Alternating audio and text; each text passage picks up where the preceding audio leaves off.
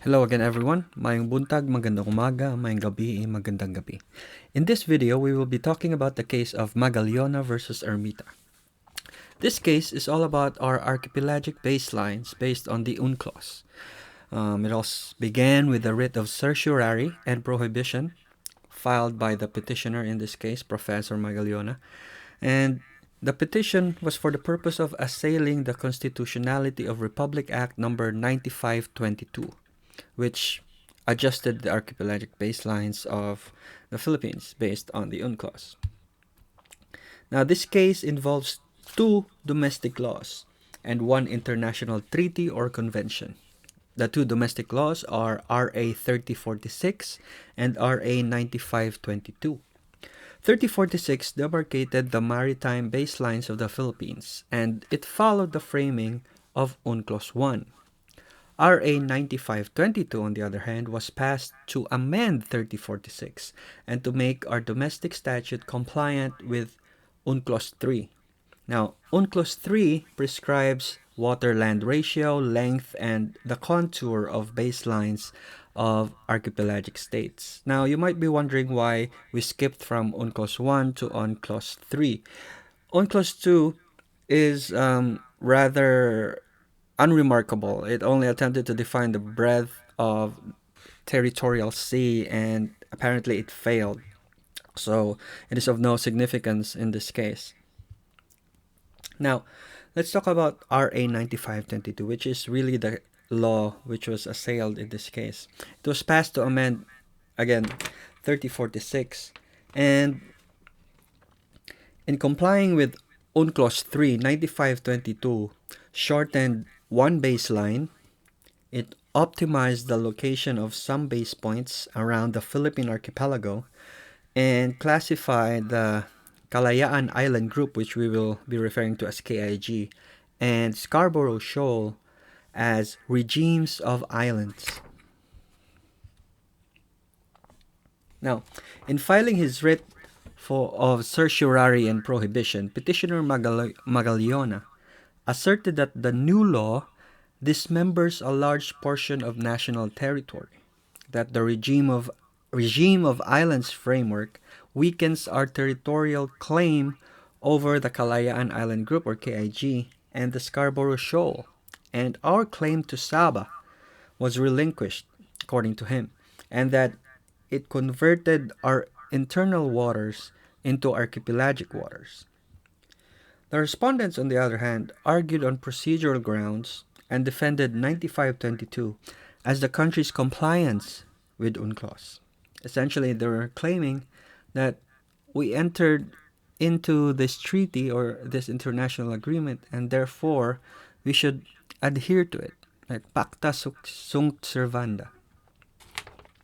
So the issues are, preliminarily, whether or not petitioners possess locus standi to bring this suit, and whether or not the writs of certiorari and prohibition are proper remedies to assail the constitutionality of RA 9522.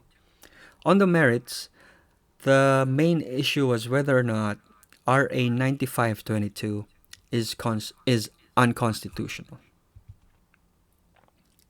In resolving the first issue, the Supreme Court held that as a citizen, petitioner has a constitutionally sufficient interest in the resolution of a case with national significance.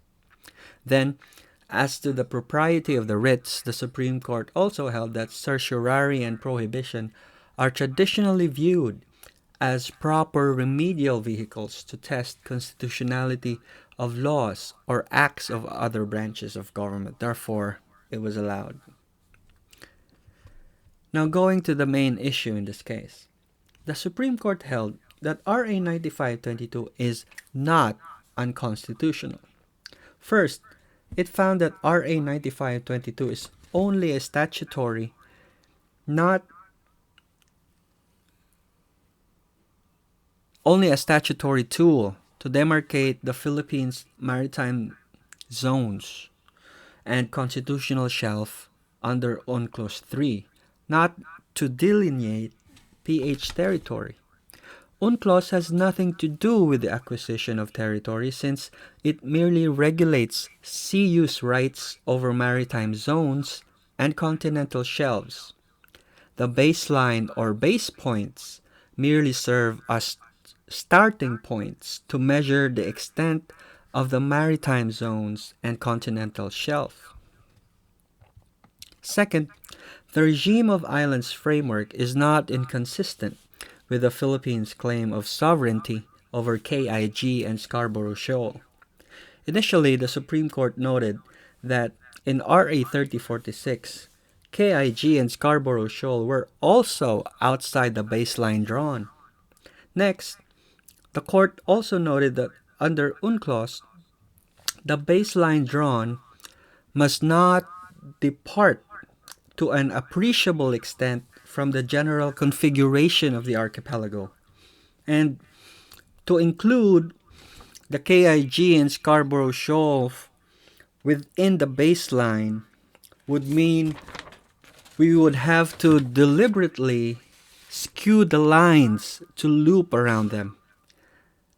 That would mean essentially that the baseline of the Philippines would depart to an appreciable extent from the configuration of the Philippine archipelago.